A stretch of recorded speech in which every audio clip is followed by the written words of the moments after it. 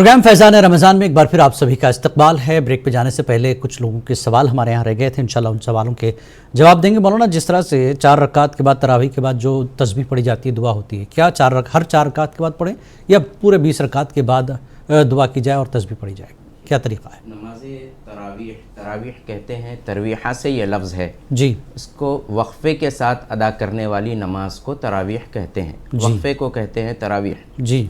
तो वक्फ़ा करना चाहिए, हर 4 रकात के दरमियान वक्फ़ा करना। बुज़ुर्गों का तरीक़ा ये है कि वक्फ़े में खाली बैठने के बजाय कम से कम दुआ कर लें या तस्बीहात अदा कर लें। लाजिम नहीं है कि ये तस्बीह ही पढ़े, लाजिम नहीं है कि दुआ ही करे, बल्कि थोड़ा सा वक्फ़ा कर लें तो बस वो तरावीह का हक़ अदा होता है वक्फ़ा करने का। तो बेहतर है आप वक्फ़ा करें और वक्फ़े के अंदर दुआ कर लें। अगर आप वक्फ़ा करके खाली बैठ रहे हैं तो फिर आपको जैसी सेहत है आपकी उसके हिसाब से कुछ देर तवक़्क़ुफ़ करें, फिर उसके बाद नमाज अदा करें और पूरी नमाज के बाद भी मुकम्मिल आप होने के बाद दुआ कर सकते हैं जी। दुआ करना मसनून और मुस्तहब तरीक़ा है। ठीक, बेहद शुक्रिया मौलाना। गुंटूर से मोहतरमा ने दुआ सुनाई थी, अगर आपने पूरी दुआ सुनी, क्या बताएंगे इस बारे में? जी हाँ, ये दुआ के अंदर, इस दुआ के अंदर कलिमात हैं, जो कलिमात, इन कलिमात के अंदर दुआइया कोई अल्फाज नहीं है, अल्लाह तबारक व तआला की शान है जी। ए अल्लाह, जैसी तेरी शान और तेरा जलाल है और तेरे जाहो जलाल के मुताबिक ए अल्लाह तेरी सल्तनत है, तेरी तमाम तारीफ़ें उसी शान के मुताबिक है। ये तज़किरा इसके अंदर है। इस तज़किरे को हम अल्लाह रब्बुल इज़्ज़त को राज़ी करने के लिए जिस मकसद को पाना चाहते हैं, अल्लाह तबारक व तआला की बारगाह में इन कलिमात के साथ उसकी तारीफ़ बयान करते हुए अपने दुआइया कलिमात अल्लाह की बारगाह में अर्ज़ करें। दुआ का तरीक़ा यही है कि सबसे पहले अल्लाह की तारीफ़ करें, फिर हुज़ूर पाक सल्लल्लाहु अलैहि वसल्लम की बारगाह में दुरूद पढ़ें, फिर अल्लाह तबारक व तआला से मकसद तलब करें, मकसद मांगे। तो ये अल्लाह तबारक व तआला की तारीफ़ के कलिमात हैं। बिल्कुल ये बड़े अजीम कलिमात हैं जी, बिल्कुल इसको अदा करना बेहतर जी। गुलनार बानो कर्नाटक से उन्होंने सवाल के मदरसा जाती हैं, साथ ही उनकी जो है उनके साथ कुछ तानाकशी करती हैं, कुछ सताती हैं, तो क्या हुक्म है इस तरह से अपने साथियों को? देखिए, बसा औक़ात तलबा के अंदर दोस्ताना माहौल के अंदर ये बातें अक्सर हुआ करती हैं जी। अगर ऐसा कोई माहौल है तो आप उसको दिल पर ना लें।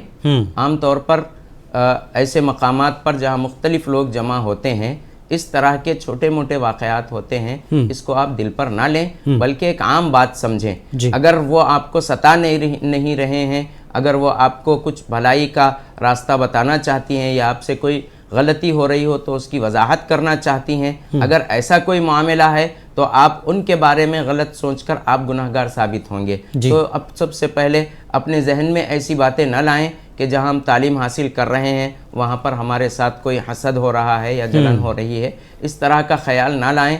ये ख्यालात से हमारे ही जहन और फ़िक्र के अंदर बेचैनी में इजाफ़ा होगा और उससे कोई फ़ायदा हासिल होने वाला भी नहीं है। तो इससे हम बिल्कुल खामोशी इख्तियार करें। अगर हकीकत में भी अगर कोई आपको रुकाना चाहती हैं तो मुमकिन है कोई वजह भी हो सकती है, या अगर बिला वजह भी आपको कोई वहाँ पर दरमियान में रुकाना चाहते हैं तो आप उसकी कोई परवाह ना करें।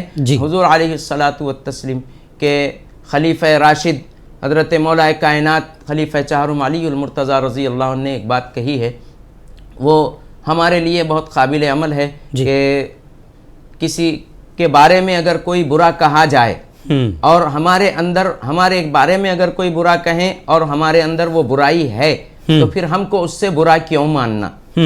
फिर पलट कर दूसरी बात ये फरमाए कि अगर कोई हमारे बारे में बुरा बोले और हमारे अंदर वो बात की बुराई है ही नहीं तो फिर हमको उस बात की बुरा मानने में क्या है, जब हमारे अंदर उस चीज़ की बुराई है ही नहीं। तो इस बात को याद रखें, इंशाअल्लाह आपको किसी किस्म की ज़हनी तकलीफ़ नहीं होगी। बिल्कुल मौलाना, बहुत बहुत शुक्रिया। अब मैं सैयद अबू बकर जाफ़र क़ादरी साहब से दरख्वास्त करूँगा कि एक नात की हमद की फरमाइश हुई है, उसको सुनाने की सआदत हासिल करें जी। काबे पे पड़ी जब पहली नजर, क्या चीज़ है दुनिया भूल गया। काबे पे पड़ी जब पहली नजर, क्या चीज़ है दुनिया भूल गया। यूं होशो खैरत مفلوج ہوئے، دل ذوق تماشا بھول گیا، احساس کے پردے لہرائے، ایمان کی حرارت تیز ہوئی، سجدوں کی تڑپ اللہ اللہ، سر اپنا سودا بھول گیا، کعبے پہ پڑی جب پہلی نظر، جس وقت دعاؤں کو ہاتھ اٹھے، یاد آنا سکا جو سوچا تھا، اظہار عقیدت کی دھن میں، اظہار تمنا بھول گیا، اظہار عقیدت کی دھن میں، اظہار تمنا بھول گیا، پہنچا جو حرم کی چوکھٹ تک، ایک ابر کرم نے گھیر لیا، باقی نہ رہا یہ ہوش مجھے، کیا مانگ لیا کیا بھول گیا، کعبے پہ پڑی جب پہلی نظر،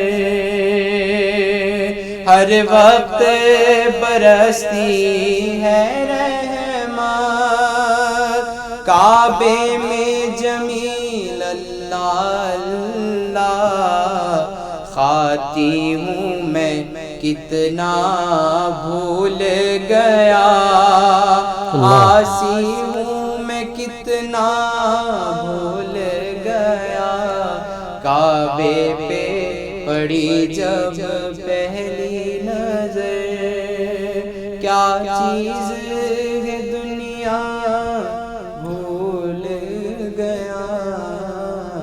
سبحان اللہ ہے۔ ناظرین، آج ہم بات کریں کہ اللہ کی رضا کیسے حاصل کی جائے، سچی توبہ کیسے ہو، کیونکہ مغفرت کا عشرہ ہمارے سامنے آ چکا ہے اور ہم دوسرے عشرے میں داخل ہو چکے ہیں، پہلا دہا ہمارا گزر چکا ہے۔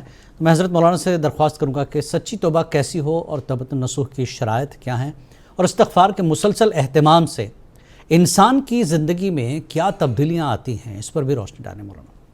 بسم اللہ الرحمن الرحیم۔ اللہ تبارک و تعالیٰ کا ارشاد ہے، سورہ تحریم کی 8ویں آیت ہے، یا ایہا الذین آمنوا توبوا الی اللہ توبۃ نصوحا، اے ایمان والو اللہ کی بارگاہ میں توبہ کرو، توبۃ نصوحا یعنی نصوحا سچی توبہ کرو۔ سچی توبہ سے مراد یہ ہے کہ بندہ اپنے گناہوں پر کامل طور پر نادم ہو اللہ تبارک و تعالیٰ کی بارگاہ میں، اور سچے دل سے ان گناہوں پر شرمندہ ہو کر اللہ کی بارگاہ میں معافی مانگے، اور پھر آئندہ ان گناہوں سے حتمی طور پر بچتے رہنے کا اللہ کی بارگاہ میں سچا اور پکا عہد کرے۔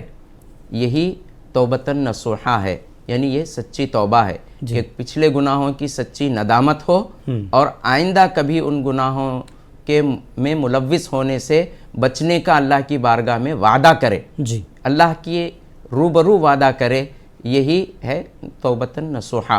اللہ تبارک و تعالی توبہ کرنے والے بندوں کو پسند فرماتا ہے، اور اللہ تبارک و تعالی کا ارشاد ہے، قل یا عبادی الذین اسرفوا علی انفسہم لا تقنطوا من رحمت اللہ ان اللہ یغفر الذنوب جمیعا۔ اللہ کا ارشاد ہے، بندے جب نفسوں پر ظلم کر چکا ہو تو پھر اللہ کی بارگاہ سے رحمت سے، اس کی رحمت سے مایوس نہ ہو، اللہ تبارک و تعالی تمام گناہوں کو معاف فرمانے والا ہے۔ یہاں تک کہ شرک کا گناہ بھی اللہ تبارک و تعالی معاف فرماتا ہے، مگر شرط یہ ہے کہ سچی توبہ کی جائے اور اللہ رب العزت کی توحید کو کامل طور پر قبول کیا جائے، یہ ہے سچی توبہ۔ حضور علیہ الصلوۃ والتسلیم کے زمانے مبارکہ میں ایک جماعت مشرکین کی جو بہت سارے گناہوں میں ملوث ہو کے تھی اور یہ سوچ رہی تھی کہ ہمارے گناہ کیسا معاف ہو، جبکہ ہم نے شرک کیا ہے،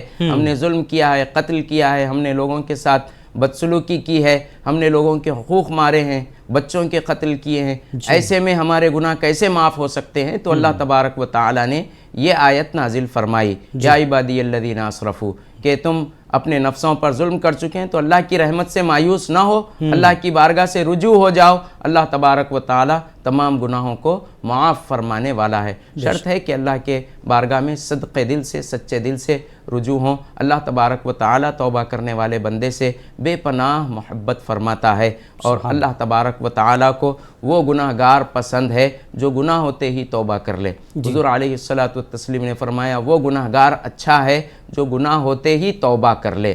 تو یہ اللہ تبارک و تعالی کے حبیب صلی اللہ علیہ وسلم نے بھی بہت تاکید فرمائی ہے اور تعلیم فرمائی ہے، تو ہم کو چاہیے کہ اللہ کی بارگاہ سے ہمیشہ رجوع رہیں۔ صرف انبیاء اور ملائکہ ہیں جو گناہوں سے پاک ہیں، اور ہر ایک سے گناہ ہونا ممکن ہے، اور گناہ کا ہونا، گناہ کا سرزد ہونا یہ امکانی ہے، اور اللہ تبارک و تعالی اپنے مخصوص چنندہ نیک بندوں کو گناہوں سے محفوظ رکھتا ہے۔ تو ہم کو چاہیے کہ ہمیشہ اپنی توبہ کے لیے اللہ کی بارگاہ سے رجوع رہیں۔ جی بہت شکریہ مولانا۔ اور ایک چیز ہے، کون سے اوقات رمضان میں توبہ کی قبولیت کے لیے زیادہ افضل سمجھے جاتے ہیں؟ چونکہ میں یہ سوال اس لیے جاننا چاہتا ہوں، ہمارے پاس چونکہ پہلا عشرہ ہو چکا ہے، دوسرے عشرے میں اب دیکھیں آپ لوگوں کو ایسا لگتا ہے کہ صاحب ہماری تراویح بھی ہو گئی، ٹھیک ہے، ہم روزے تو رکھ ہی رہے ہیں، نمازیں بھی ہو رہی ہیں، تو توبہ قبولیت کا کہیں ہم وقت ضائع تو نہیں کر رہے ہیں؟ دیکھیے، سب سے پہلے تو میں یہ بات عرض کرنا چاہوں گا، کیونکہ ہماری تراویح ہو چکی ہے، ہمارے روزے ہو رہے ہیں، ہاں یہ ذہن اگر کوئی مومن یہ عمل کر کے یہ سمجھے کہ اس نے اسلام کا حق ادا کر دیا ہے تو ایسے شخص کے اعمال ضائع ہو جائیں گے۔ ہم جتنا بھی عمل کریں ہمارے لیے کم ہے اللہ تبارک و تعالیٰ کو راضی کرنے کے لیے۔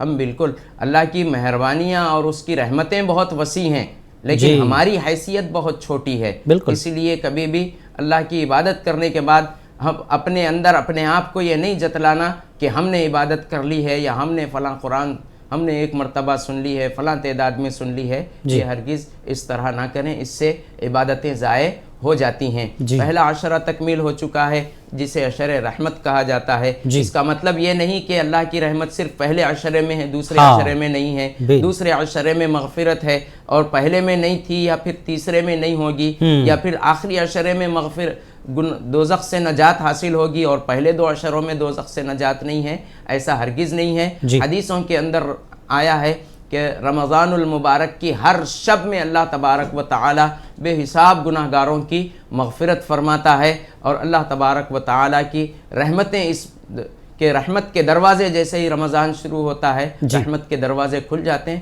سارا رمضان اللہ کی رحمت کے دروازے کھلے رہتے ہیں، جنت کے دروازے کھلے رہتے ہیں، آسمان کے دروازے، رزق کے دروازے اللہ تبارک و تعالی کھول دیتا ہے۔ تو یہ رحمت کا مہینہ ہے، مغفرت اور دوزخ سے نجات کا مہینہ ہے۔ تو تمام ہر رات ہمارے لیے بہتر ہے۔ اب آپ نے پوچھا کہ کون سا وقت بہتر ہے، تو دیکھیں وقت کے لحاظ سے اللہ تبارک و تعالی کو جب بندہ رات میں اٹھ کر تنہائی میں یاد کرتا ہے تو اللہ تبارک و تعالی اس کی طرف اپنی رحمتوں کو خاص طور پر متوجہ فرماتا ہے۔ حضور علیہ الصلوۃ والتسلیم نے بھی ایسے عمل کو مجرب عمل فرمایا ہے، اور پھر رات میں اٹھ کر بندے کا تنہائی میں اللہ کی بارگاہ میں رجوع ہونا یہ بہت قبولیت کا عمل ہوتا ہے۔ اللہ تعالی ہم سب کو تنہائی میں اس کی بارگاہ میں رجوع ہونے کی توفیق و ہدایت عطا فرمائے اور ریا سے محفوظ رکھے۔ آمین۔ بہت شکریہ مولانا، بہت اہم سوالوں کے جواب اپنے دیے، ناظرین کے بھی سوالوں کے جواب دیے، اور آخر میں وقت اختتام کو پہنچتا ہے ہمارے پروگرام کا، تو ناظرین دعا کے ساتھ ہم اختتام کی درخواست کریں گے حضرت مولانا سے کہ تمام ناظرین کو اور ہماری پوری ٹیم کو اس دعاؤں میں شامل کریں۔ مولانا الحمدللہ رب العالمین، اللہم صلی علی سیدنا و نبینا و مولانا محمد و علی آل سیدنا ونبينا ومولانا محمد وبارك وسلم آمين. اللهم إنا نسألك العفو والعافية والمعافاة الدائمة في الدين والدنيا والآخرة آمین. الہ العالمین، مولا ہم کو تیری اور تیرے حبیب صلی اللہ علیہ وسلم کی سچی اور پکی اطاعت و فرما برداری کرنے کی توفیق و ہدایت عطا فرما۔ اے پروردگار عالم، مولا ہمیں اپنی اپنے حبیب علیہ الصلاۃ والتسلیم کی اور دین اسلام کی سچی اور پکی محبت سرفراز فرما۔ آمین۔ الہ العالمین دکھاوے کی محبت سے ہماری حفاظت فرما۔ آمین۔ الہ العالمین مولا ہم کو تیری اور تیرے حبیب صلی اللہ علیہ وسلم کی سچی اطاعت و فرما برداری کے ذریعے تیرے اور تیرے حبیب صلی اللہ علیہ وسلم کی محبت کا اظہار کرنے کی توفیق و ہدایت عطا فرما۔ آمین۔ اے پروردگار عالم مولا مخلوق کے ساتھ رحم و کرم کرنے اور الہ العالمین مولا ہمیشہ تیری بارگاہ سے رجوع رہنے کی ہمیں توفیق و ہدایت عطا آمین، فرما۔ آمین، آمین۔ الہ العالمین مولا ہم گناہ گار ہیں، مولا ہم خطا کار ہیں، ہم سیاہ کار ہیں، بدکار ہیں۔ الہ العالمین مولا ہم لائق نہیں ہیں تیری بارگاہ میں حاضر ہونے کے، لیکن اے پروردگار عالم مولا تو نے حبیب پاک صلی اللہ علیہ وسلم کے امتی ہونے کی ہمیں نسبت دی ہے۔ اے آمین۔ پروردگار اس نسبت کے وسیلے سے ہمارے گناہوں کو معاف فرما دے، آمین۔ ہماری مغفرت فرما دے، آمین۔ ہمارے اہل و عیال کی، متعلقین کی، ہمارے ماں باپ کی اور ہمارے تمام مرحومین کی مغفرت فرما۔ آمین۔ اے پروردگار عالم تمام امت مسلمہ کی مغفرت فرما۔ آمین بے شک یا مولا رب۔ حضور علیہ الصلاۃ والتسلیم نے رمضان المبارک میں تیری رحمتوں کی وسعت کا تذکرہ کیا ہے۔ الہ العالمین مولا تیری جانب سے مغفرت مانگنے والوں کے لیے ندا دی جاتی ہے۔ پروردگار عالم مولا ہم تیری بارگاہ میں مغفرت طلب کرتے ہیں۔ پروردگار ہمارے اہل و عیال کی الہ العالمین مولا ہمارے ساتھ یہ دینی پروگرام کو تیرے حبیب صلی اللہ علیہ وسلم کی شریعت کی باتوں کو پہنچانے میں جو مصروف ہیں اور اس سے جو علم سیکھنے میں جو مصروف ہیں، اللہ ان سب کی مغفرت فرما دے۔ آمین۔ الہ العالمین مولا بلا حساب جنت میں داخلہ عطا فرما۔ آمین۔ الہ العالمین مولا نیک لوگوں کے ساتھ ہمارا حشر فرما، آمین۔ انبیاء کرام کے ساتھ ہمارا حشر فرما، آمین۔ شہداء کرام، علماء کرام کے ساتھ ہمارا حشر فرما۔ آمین یا اے اللہ۔ پروردگار عالم مولا غضب والوں کے ساتھ ہمارا آمین۔ حشر نہ فرما۔ الہ العالمین عذاب والوں کے ساتھ ہمارا حشر نہ فرما۔ آمین۔ اپنے بخشے ہوئے بندوں کی صفوں میں ہمارا میدان محشر میں الہ العالمین قیام عطا فرما۔ آمین۔ اے پروردگار عالم مولا موت سے پہلے مغفرت عطا فرما دے، آمین توبہ یا کی رب توفیق عنایت فرما دے، آمین۔ آسان موت عطا فرما۔ آمین۔ الہ العالمین ہماری زندگیوں میں وسعت عطا فرما، آمین۔ ہمارے رزق میں روزی میں خیر عطا فرما۔ آمین۔ اے پروردگار عالم مولا ہم تمام کو ایک دوسرے کے ساتھ مل جل کر زندگی گزارتے ہوئے آمین۔ تجھے راضی کرنے کی توفیق و ہدایت عطا فرما۔ آمین۔ حبیب پاک صلی اللہ علیہ وسلم کے وسیلے سے ہماری دعاؤں کو قبول فرما۔ آمین۔ وصلی اللہ تعالی علی خیر خلقہ سیدنا و نبینا و مولانا محمد وعلی آلہ وصحبہ اجمعین والحمد للہ رب العالمین۔ بہت شکریہ مولانا۔ ناظرین منصف ٹی وی کی خاص پیشکش فیضان رمضان میں آج فی الحال اتنا ہی، کل آپ سے پھر ہوگی ملاقات۔ اللہ حافظ۔